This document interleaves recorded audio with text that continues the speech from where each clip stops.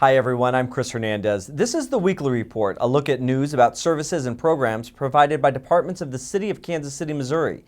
The city's municipal court secures new funding to operate its mental health, drug, and veterans courts. The new funding will come from increased court costs approved by the City Council. Court costs for moving and general ordinance violations will increase by $7. Costs for non-moving violations will increase by $3.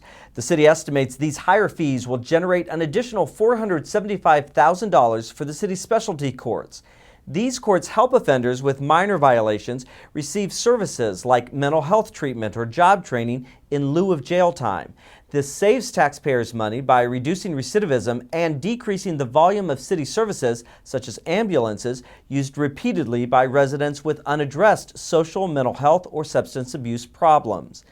City departments and partners recently provided live demonstrations of their latest sustainable projects during the annual KC Green Fair. The fair took place at Ilis Davis Park. It featured a farmer's market, local food trucks, sustainable giveaways, and a tour of 18 Broadway, a nearby urban garden site. The city also recognized and congratulated this year's KC Green neighborhoods: Avalon View, City Center, Ivanhoe, and Pendleton Heights. The Ivanhoe neighborhood has instituted a number of green projects, including turning an empty lot into a community garden that provides fresh produce for residents. With the assistance of the University of Missouri Extension Group, Ivanhoe has held classes for residents on gardening and composting and began a Scouts Sprouts program. This program works with neighborhood Cub Scouts, Boy Scouts, and Girl Scout troops to plant and harvest crops in the community garden and in raised beds in the park adjacent to the Ivanhoe Community Park. So Ivanhoe sits right in the 3rd District. We're very proud of the work they've done, of their tenacity. They've been hanging in there for a bit, and whenever they start a project, they finish it. Ryan Robertson of the General Services Department received the monthly Rich Null Pacesetter Award. Robertson received this award for his dedication, consistent work ethic, and excellent communication skills. The Rich Null Pacesetter Award recognizes city employees who are skilled in communication, customer service, teamwork, and leadership. I'm very happy to have my parents and my grandma come and share this with me today. They made life very simple for me. They said, if you follow the golden rule, life will be okay, and it turns out that's very true.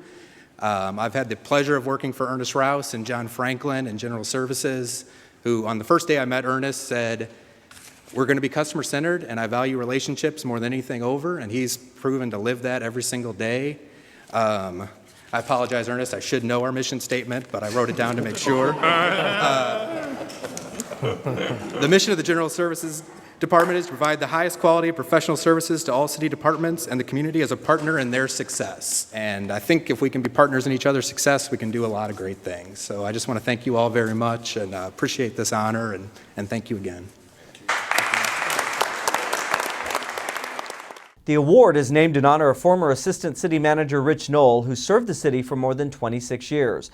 Employees can be nominated by their coworkers or the public. Nomination forms can be found at kcmo.org/pacesetter. Now let's check in with some of our city's departments for information and insight.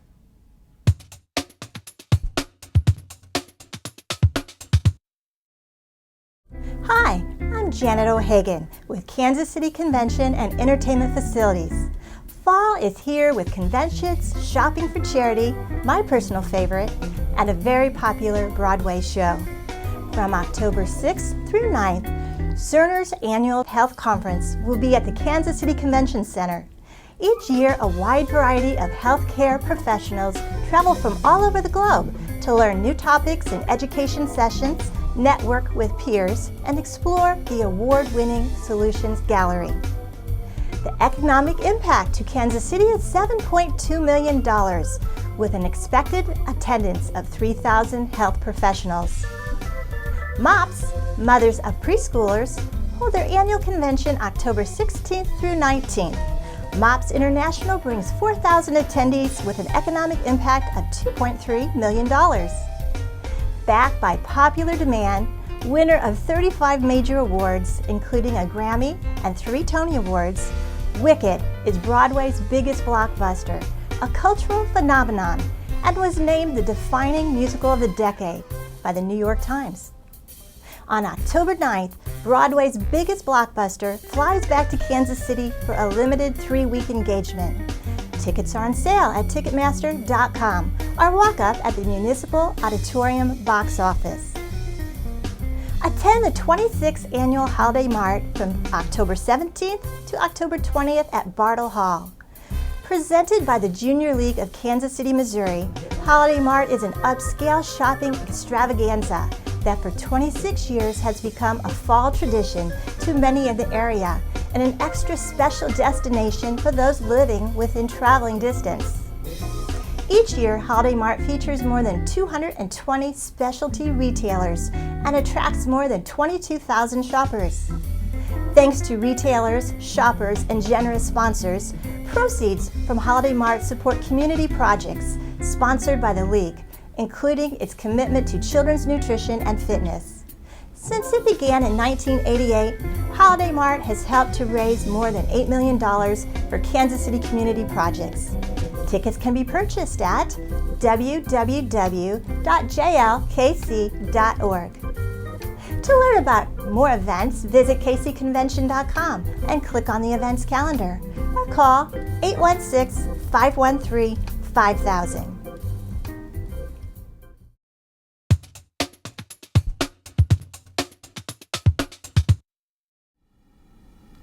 One only needs to read the headlines to know America is under attack.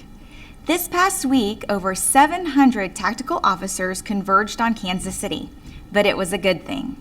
The National Tactical Officers Association held their annual conference and trade show here. While many conferences center around socials and meetings, when it comes to NTOA, it centers around training. One of the advantages to having a national convention come to town is that we could pull resources that as a single agency we may not have got. We're using an Amtrak train, an airplane, Greyhound bus, assets that we don't normally use to train on, and once a year we get an opportunity to bring things like this together for the national convention, and we're lucky to have it here in Kansas City.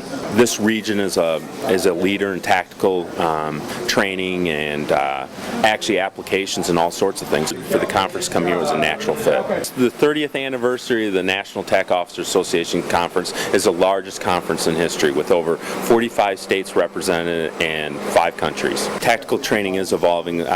Recently, things like explosive breaching are being introduced to tactical training, active shooter training being introduced to in tactics and through tactical units to be trained other police officers around not only our department but around the region. As part of this conference, there was a unique training track that had to do with linear or tubular assaults that's never been done before at any conference. And Sergeant Joe Lovelady and Sergeant Scott Seelock of the Kansas City, Missouri Police Department are part of the instructors for that track. This conference gives the opportunity for tactical operators across the nation to get into training scenarios and training opportunities that they wouldn't necessarily meet in their agencies. Most people have access to vacant homes or a building they may be able to use to train in, but here they're getting to use the real gas on the range, they're getting to see weapons, firearms, very high-level training that they may not receive at their agency, either from the instructors or due to the resources it takes to make the training occur. A typical tactical officer in Kansas City, Missouri spends at least 1 8-hour shift a week in some sort of training, and that varies. We can have extended training, and of course we have other things that come up, but training is an integral part of being a tactical officer. The NTOA represents 1,600 tactical teams with a membership of 35,000.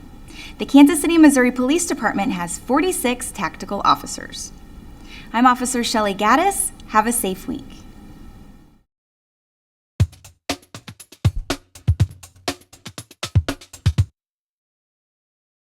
Well, good afternoon. Mark McHenry with the Kansas City, Missouri Department of Parks and Recreation, and there's a great project going on in Swope Park right now. It's the Swope Park Soccer Village. It's located off of 63rd and Lewis Road, which is over in the eastern part of Swope Park. The layout for this particular project is over my left shoulder.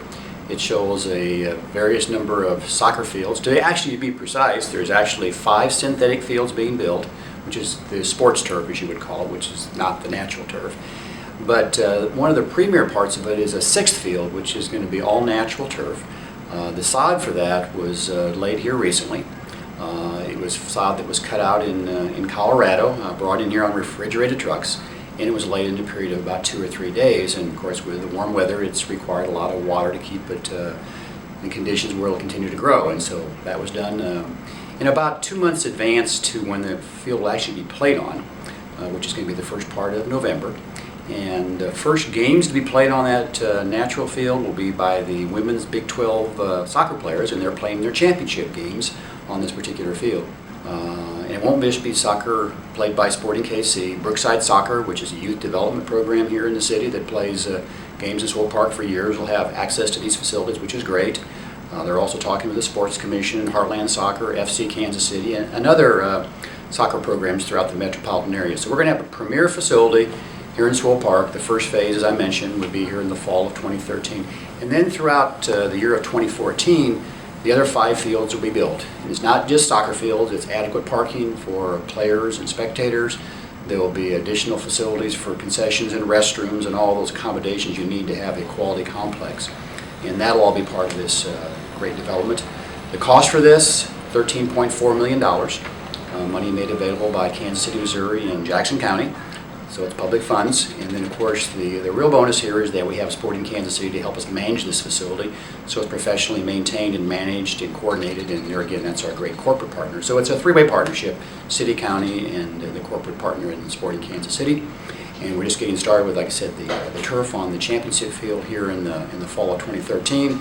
And come out, see the construction, come out and see the games in November of this year.